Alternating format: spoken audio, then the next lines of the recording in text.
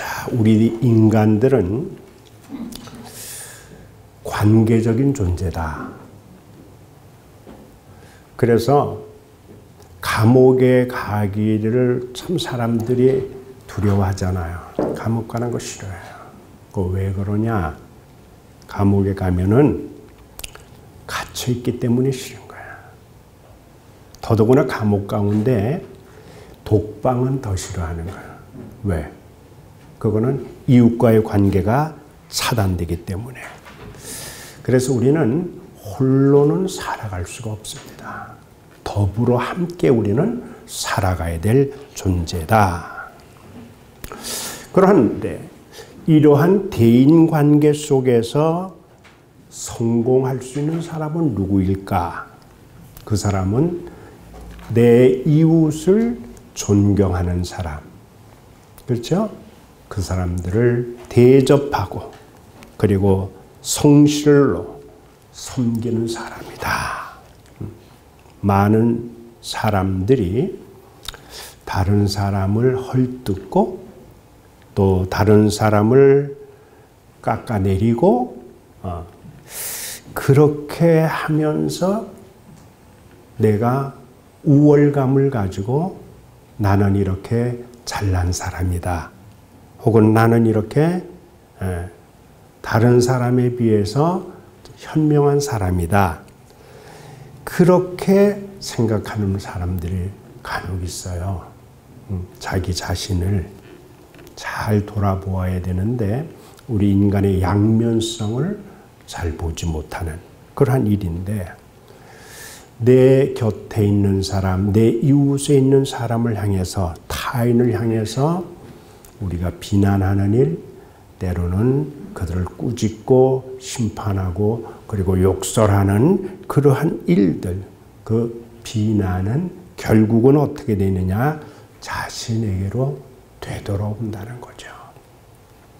반대로 내 이웃을 내가 참 격려해주고 위로해주고 칭찬해주고 그리고 붙들어주고 또 축복해주고 잘 대접하고 섬기면은 결국은 자기 자신에게 자기가 했던 그 내용 그것이 되돌아온다고 하는 논리적으로 설명하기가 어려운 삶의 묘한 법칙을 오늘 성경은 우리들에게 일러주고 있습니다. 그렇기 때문에 예수님이 오늘 우리에게 마태복음 7장 12절에 주신 말씀을 우리는 늘 마음에 새겼으면 좋겠는데 이렇게 말씀을 해주고 있어요. 그러므로 무엇이든지 남에게 대접을 받고자 하는 대로 너희도 어떻게 해야 되느냐? 남을 대접해라. 아주 귀한 말씀 아닐 수가 없죠. 이것이 성경이 말하는 바 율법에 그리고 예언자들이 가르쳐주고 있는 교훈의 핵심이 지금 여기 우리들에게 일러주는 말씀이다. 그래서 이것을 우리는 예수님의 황금률이다. 그렇게 이야기를 하고 있잖아요. 그런데 이 황금률은 아주 탁월성을 가지고 있다는 거예요. 탁월성. 다시 말해서 인간에 대한 존경, 인간에 대한 존중하는 그 정신을 여기는 잘 우리들에게 교훈을 해주고 있는데 그 첫째 탁월성이 뭐냐? 모든 사람은 너나 할 것 없이 모든 사람은 근본적으로 평등하다라고 하는 사실에 기초한 거야. 모든 사람은. 그렇기 때문에 우리 가운데 어느 누구도 무시당해서는 안 된다는 거죠.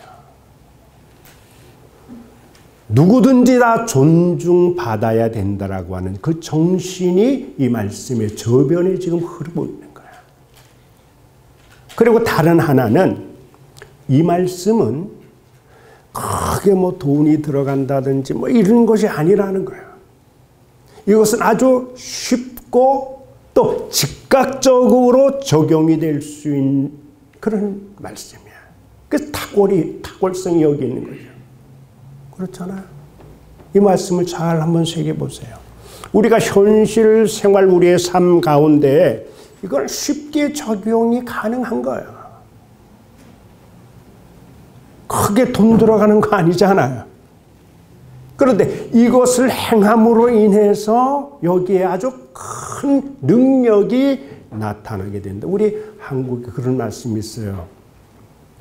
말 한마디에 무엇을 갚는다고요? 천찰하시잖아요. 말 한마디를 어떻게 하느냐에 따라서 갚을 수 없는 빚을 갚게 된다는 거예요. 이거 얼마나 간단합니까? 여기 뭐 크게 뭐 돈이 들어가고 뭐 그런 거 아니라고.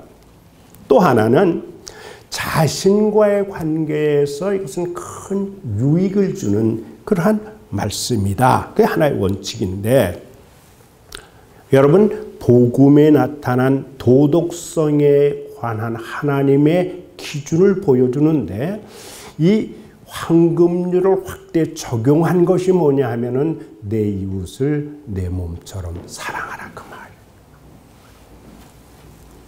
그러니까 마태복음 7장 12절 이 말미에를 보게 되면 그런 말씀 있잖아요. 이렇게 내 이웃을 대접하고 내 이웃을 존경하고 내 이웃을 잘 섬기는 이것이 율법이고 선지자니라. 그렇게 우리들에게 일러주고 있습니다. 그러니까 황금률은 단순히 대인관계의 법이나 또는 사회 윤리적인 그러한 측면에서 한정된 법이 아니라 이 황금률은 모든 계명의 핵심이라는 거야. 그러니까 율법은 계명 아닙니까? 그리고 무엇보다도 우리 주님께서 몸소 실천해 보이신 사랑의 실천 도리가 무엇이냐? 이건 하는 거예요. 우리가 황금률, 이 귀한 말씀을 잘 이해하고 우리의 삶 속에서 이것을 실천하여 나아갈 때 우리는 그리스도의 사랑을 실천하는 일에 한 발자국 한 발자국 나아가게 되는 거예요. 사람들은 이 원칙을 다 잘 알아요. 많이 들었던 말씀이거든요. 너무나 잘 아는 그러한 말씀이에요. 그런데 잘 알고 있음에도 불구하고 이것이 도무지 실천이 안 된다. 도무지 실천이 안 된다. 그러니까 실천하는 일은 또 힘든 것 같다는 것을 우리가 배울 수 있습니다. 그럼에도 우리는 이 말씀을 순종하여 따라야 될 줄로 믿습니다. 반드시 이 말씀을 우리는 실천해야 된다. 왜? 우리에게 유익하기 때문이다. 그래서 여러분들 오늘 이것을 예수님의 그 황금률이요, 그 황금률의 탁월성을 잠깐 말씀을 드렸지만은 세상에 많은 경우가 그래요. 자기가 하고 싶지 않은, 자기가 싫어하는 그 일, 자기는 싫어하면서도 다른 사람에게는 내가 싫어하는 그 일을 하라고 시킨다는 거예요. 그건 과오를 범하는 거죠. 만일 집에서 이제 아주 비근한 예로 집에서 나는 청소하기가 싫어. 근데 나는 싫은데 청소 좀 하라고 그린다고 한다면 곤란하잖아요. 아주 쉬운 예를. 자, 그래가지고 만일 자기가 하기 싫은 그 일을 다른 사람에 강요하지를 않고 다른 사람의 그것을 요구하지 않으면 세상은 그만큼 밝은 세상이 되고 가정도 그리 되고 교회도 그리 될 수 있다라고 하는 거죠. 그래서 세상에서 우리는 각자 역지사지라고도 얘기를 하잖아요. 입장을 바꾸어 놓고 생각해 보는 그러한 너그러움, 그러한 아량이 믿는 성도들에게는 너무 필요한데 그것이 만일에 결여되어 있다라고 하면은 그 결여된 것으로 인해서 우리는 온갖 세상의 비극이 드러나고 있다고 하는 것을 알 수가 있는 거예요. 그것 때문에 싸움이 생기고, 그것 때문에 미움이 생기고, 그것으로 인해서 더 나아가면은 막 전쟁도 나오고 불화도 생기고, 그렇죠? 어떤 경우는 이것이 극단적으로 치달으면은 살인까지도 벌어지는 그런 문제를 우리는 바라보게 되는 거예요. 그래서 많은 크리스천들 가운데는 이런 생각을 하는 사람이 있어요.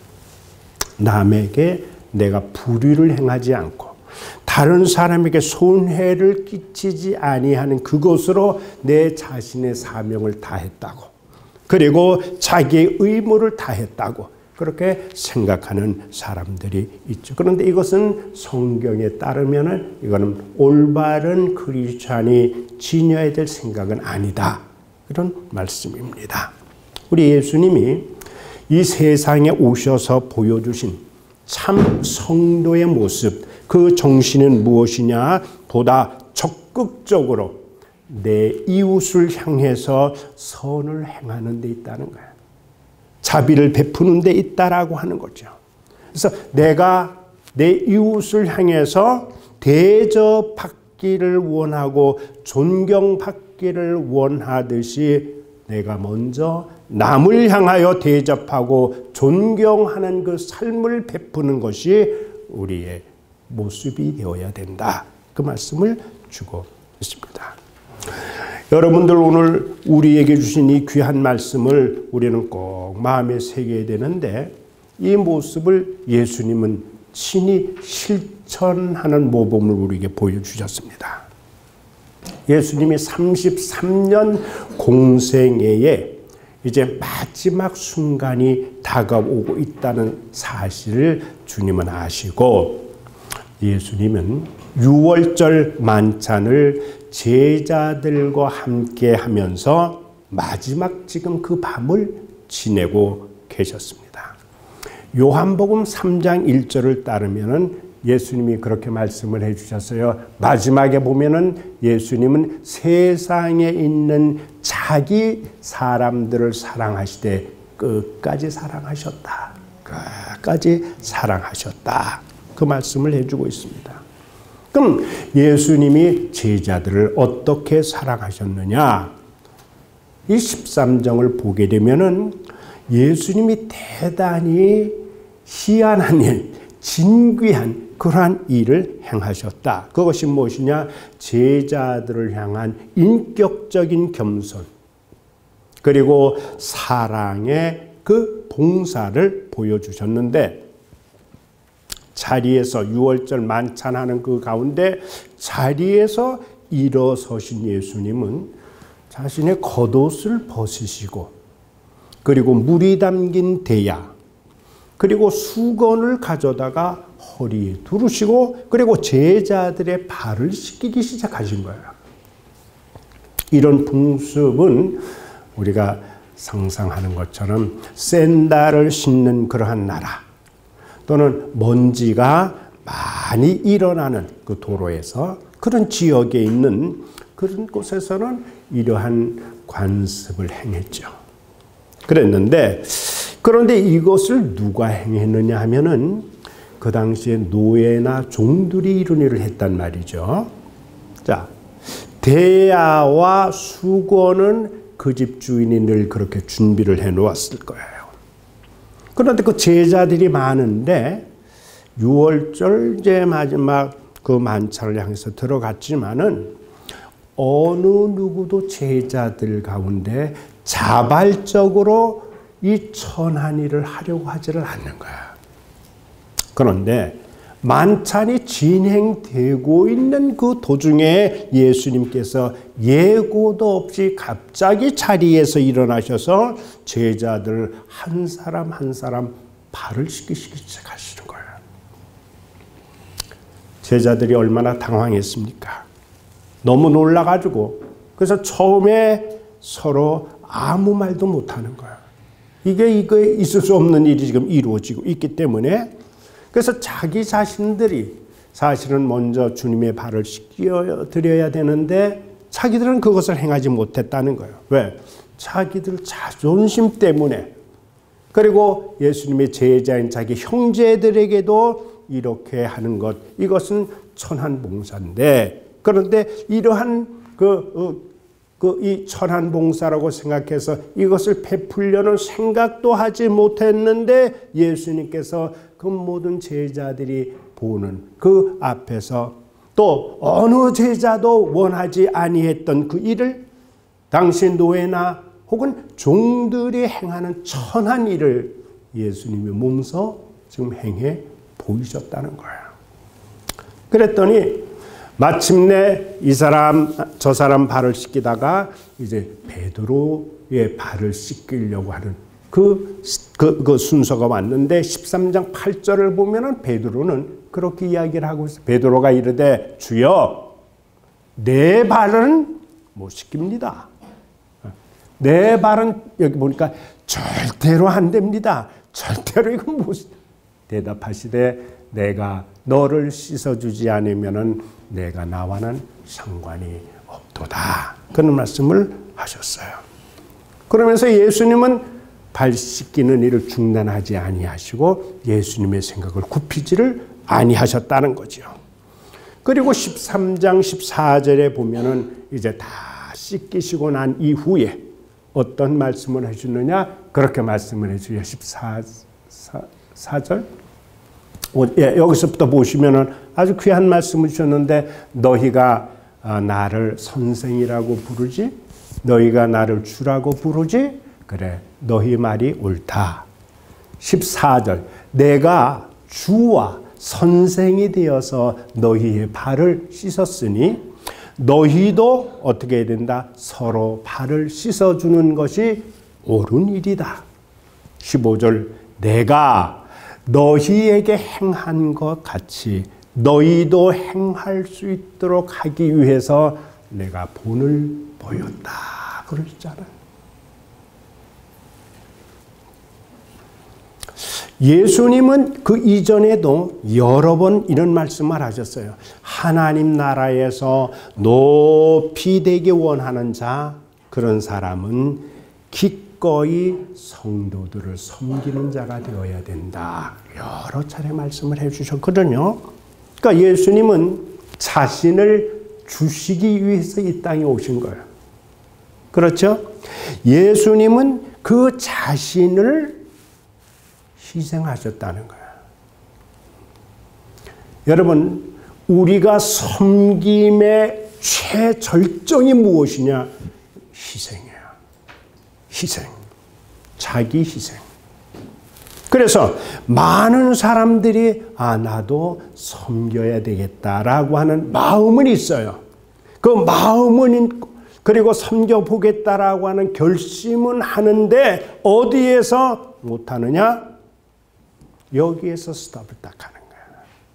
여기서 멈추고 되돌아간다고 하는 거야.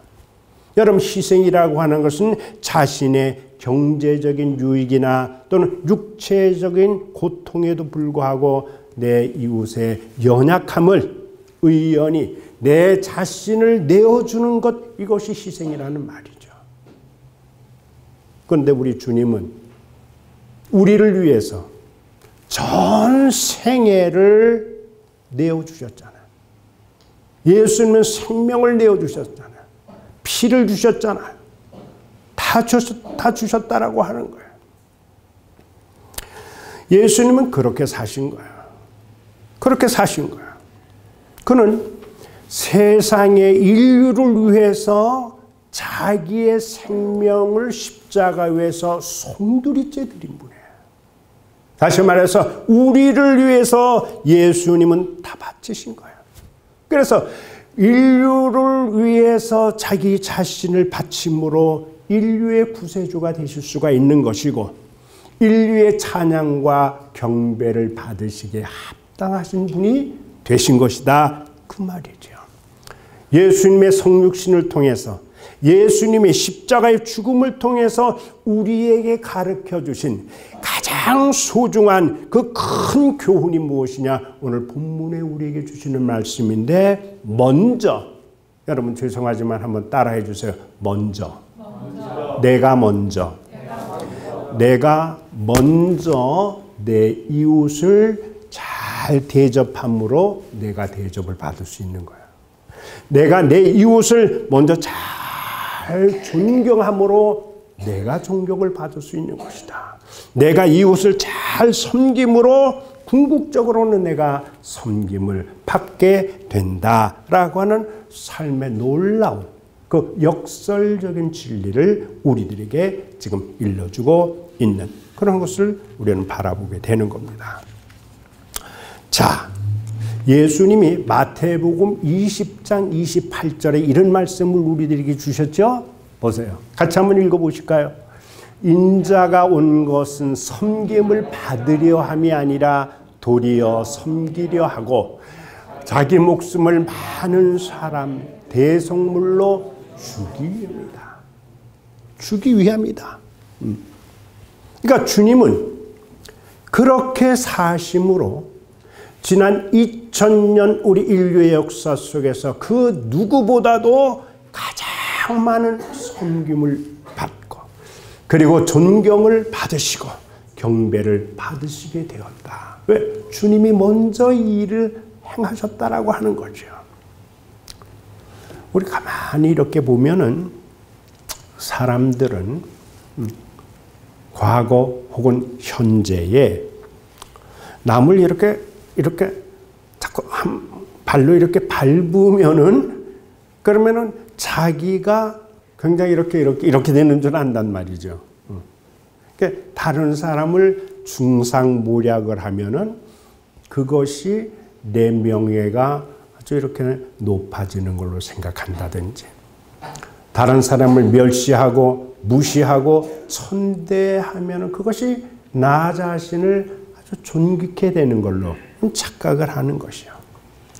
다른 사람의 귀한 것을 내가 뺏고 착취하는 것, 그것이 내 소유가 많아지는 것으로 그렇게 생각한다는 거죠. 그거는 바른 태도가 아닌 그러한 모습이죠. 그러니까 예수님은 지금까지 우리들이 살아가면서 생각해 온 것과는 근본적으로 이게 다른 그런 교훈을 우리들에게 일러주셨다. 그게 뭐냐? 남을 먼저 대접하라는 거야. 내 이웃을 먼저 대접하라는 거야. 가까이에서부터 그렇게 대접을 하면은 내가 대접받고, 그만큼 내 이웃을 존경하면은 내가 존경을 받고, 그래서 나의 것을 남에게 줌으로 인해서 오히려 나의 삶이 더 풍성해지는 그런 삶의 비결, 우리 삶의 그 축복을 우리들에게 교훈해 주셨다. 그래서 많은 사람들이 주님이 우리들에게 일러준 이 귀한 축복의 비결을 이것을 놓치고 있다.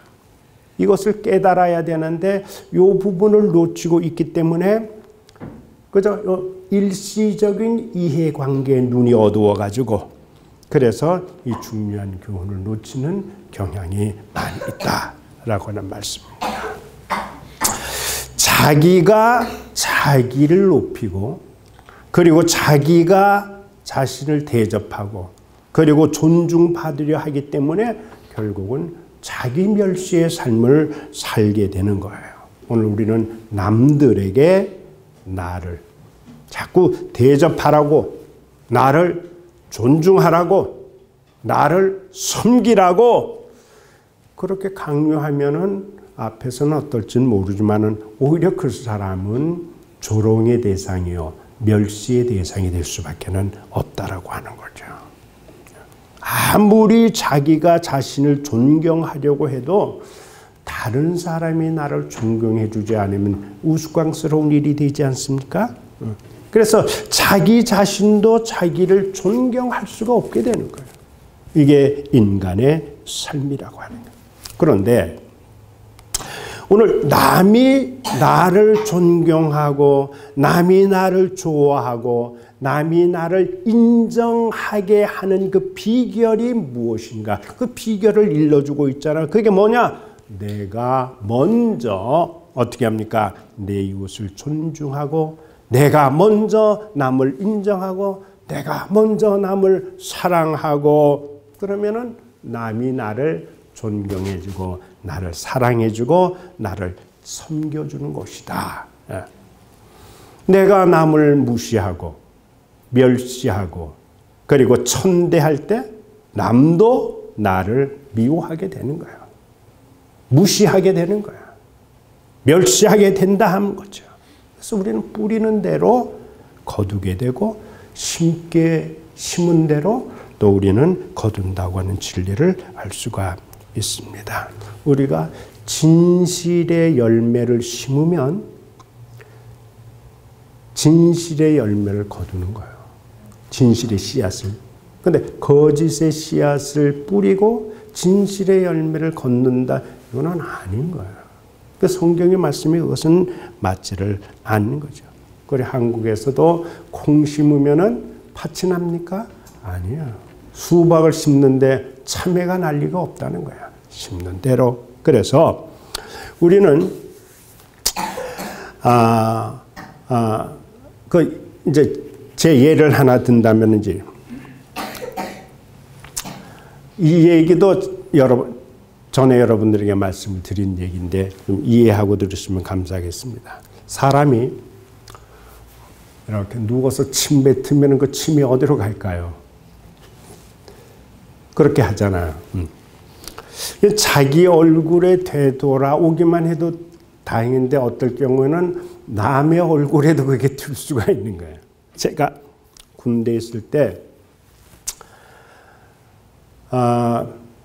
제 옆에 병장 이제 쭉 나란히 이렇게 자니까 그렇죠? 군대는 모포를 깔고 다 나란히 이렇게 자는데 내 옆에 있는 병장이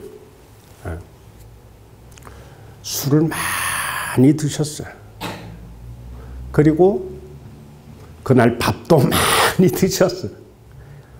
그래서 술을 너무 많이 드셨고 밥도 많이 드셨어요. 그런데 이제 잠자는 시간에 다들 이렇게 자는데 아니 뭔가 얼굴이 축축해지는 거야. 내 얼굴이 축축해지고 뭐 하여튼 기분이 이상한 게 뭐 아니 멀쩡하게 자는데 왜 이게 얼굴이 이게 또 뭐야? 이거 봤더니 뭐가 이렇게 또 만지켜지는 거야. 이 병장이 나한테 선물을 주는 거야. 밤에 자면서 그냥 입에 있는 거를 그냥 막걸리도 많이 드셨겠다. 밥도 많이 드셨겠다. 그래서 이거를 하면서 입으로 나오는 쌀하고 보리쌀을 그냥 푹푹 이렇게 하는 게 옆에 자고 있는 내 얼굴로 그게 많이 떨어지는 거야. 그래서 뭐야 이렇게 했더니 그 냄새가 무슨 향기가 날 수가 있겠어.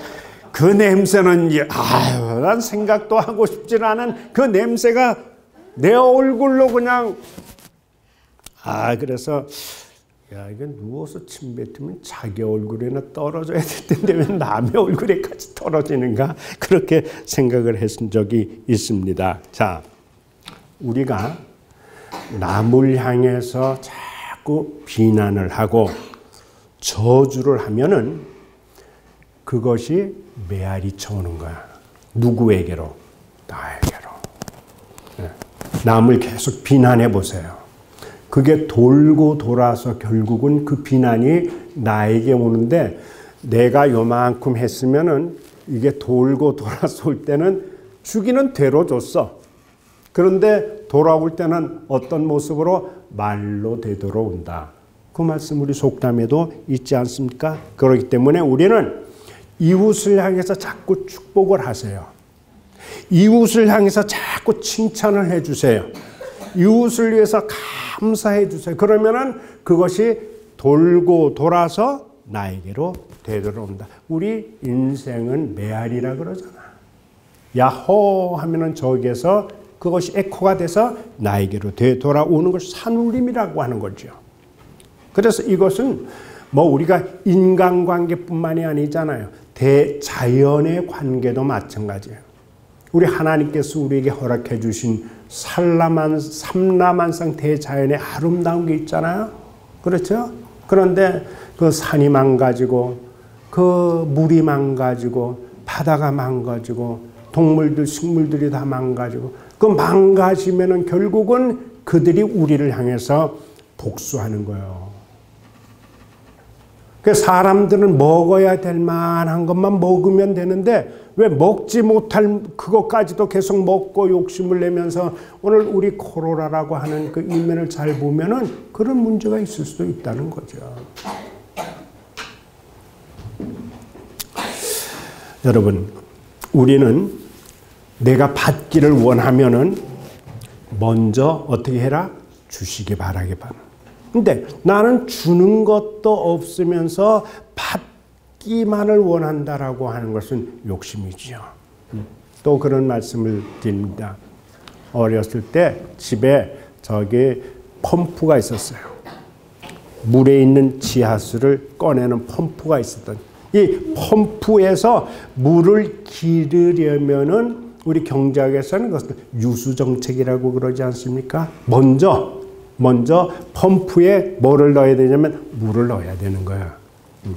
먼저 물을 한 바가지 이렇게 이제 물을 넣고 펌프질을 해야 되는데 지금 물은 넣지 않고 계속 올라오지 않는 물을 계속 그 펌프질만 하면은 나중에는 어떻게 그 펌프만 닳아버려요. 그리고 그 펌프는 고장이 날 수밖에는 없는 거죠. 그러나 물도 얻을 수가 없는 거야. 내가 먼저 행복하기를 원하면은 내가 남에게 먼저 행복을 우리는 주어야 한다. 그리고 남을 행복하게 하면은 그 행복으로 말미암아 나도 행복해지는 거예요. 왜? 행복이 돌아오기 때문이에요. 예를 들어서 부모님이 자녀들을 행복하게 해줘요. 그러면은 그 자녀들이 부모를 행복하게 해주는 거예요. 그럼 마찬가지예요. 남편과 아내의 관계도 마찬가지예요. 그런 관계를 우리는 잊어서는 안 된다. 그런데 내가 다른 사람을 불행하게 했다. 그러면은 그 불행이 어떻게 되냐? 내게 되돌아오는 거예요. 그래서 우리는 언제나 내 이웃을 사랑하듯이 우리는 이웃을 잘 섬기는 은혜가 우리에게 있기를 주 이름으로 축복합니다. 이스라엘에 가면은 두 개의 큰 호수가 있는 건 우리가 잘 아시잖아요. 하나는 갈릴리 호수고 다른 하나는 사해 바다예요. 근데 사해는 요단강에서 흘러 들어오는 물을 받기만 할 뿐 이것을 주지를 않아요. 그래서 이 호수는 죽었어요. 그래서 염도가 굉장히 많잖아요. 제가 거기 가서 이렇게 보니까 얼마나 염도가 많은지 이렇게 누워있으면 이렇게 뜨잖아요. 떠요. 그런데 이것은 죽은 호수다. 근데 갈릴리 호수는 위로부터 물을 받아가지고 요단강으로 흘러보내기 때문에 갈릴리 호수에 가면은요, 이런 고기들이 펄떡펄떡 뛰면서 그러면서 거기서 살아있는 그런 호수가 될 수가 있다. 그러니까 받기만 하고 주지는 않는 삶, 이것이 우리들의 생각에는 영리한 것 같고 머리를 잘 쓰는 것 같은데 결국은 그것이 어떻게 되느냐? 그건 죽는 길이라는 거예요. 우리 죽는 길로 가면은 안 됩니다. 그런데 우리가 주는 생활은 손해나는 것 같아. 지금은 손해나는 것 같죠? 그런데 아니라고 하는 것. 그것이 실상은 우리를 살리는 길이다. 우리 정 집사님 그 사도행전 20장 35절을 한번 보실까요? 자, 거기는 그런 말씀이 있잖아요. 맨 마지막에 보니까 예수님께서 친히 말씀하신 바 주는 것이 받는 것보다 복이 있다. 주님이 하시는 말씀이에요. 그래서 우리는 자꾸 베풀어야 돼요. 사랑도 나누고 축복도 나누고 칭찬 격려하고 하는 것을 우리는 자꾸 나누어야 된다라고 하는 거죠. 그래서 샘물 마찬가지죠. 샘물도 계속 퍼서 써야지 그러한 참신한 샘물이 다시 채워지는 거예요. 그래서 퍼서 쓰지 않으면 고인물이 되기 때문에 결국은 그 물은 썩을 수밖에 없다. 오늘 저는 마지막에 한 말씀을 드리려고 하는데 그것이 우리 누가복음 6장 38절인데 아마 준비가 안 됐을 텐데 누가복음 6장 38절 이 말씀 한번 읽어보십시다. 보세요. 네, 거기에 보면 그런 말씀이 있어요. 주라. 먼저 주라는 거야. 그리하면 너희에게 되돌려줄 터이니 내가 흔들어 누르고 넘치게 주리라. 그 말씀 아니에요. 주라 그리하면 너희에게 줄 것이니 곧 후히되어 누르고 흔들고 넘치도록 너희에게 안겨주리라. 여러분 우리가 잘 아는 록펠러 이 사람이 20대 사업을 시작해가지고 35살 될 때 그가 백만장자가 됐어요. 그리고 45살 될 때 세계에서 제일 부자가 됐잖아요. 그런데 그가 성공을 위해서 자신의 건강이 망가지고 행복이 망가진 것을 생각을 못했어요. 근데 이 사람이 53세가 될 때에 어떤 일이 생겼느냐? 머리카락이 다 뽑혀지기 시작을 하고, 그리고 이 눈썹에 이거 있잖아요. 이 눈썹도 다 빠지는 탈모증에 걸리게 됐단 말이죠. 그리고 뭘 먹어도 소화장애 때문에 뭘 먹을 수가 없어요. 그 소화장애로 하루에 우유 한 잔 마실까? 아니면은 그 과자 몇 조각 정도 그렇게 먹을 수밖에 없게 됐어요. 그렇게 이 록펠러가 그 지경까지 이르렀어요. 자, 돈은 많습니다. 백만장자요. 그리고 그 당시 세계에서 제일 부자니까 얼마나 가진 것이 많겠어요. 그런데 왜 기록이야? 주변에 아무도 없게 되는 거예요.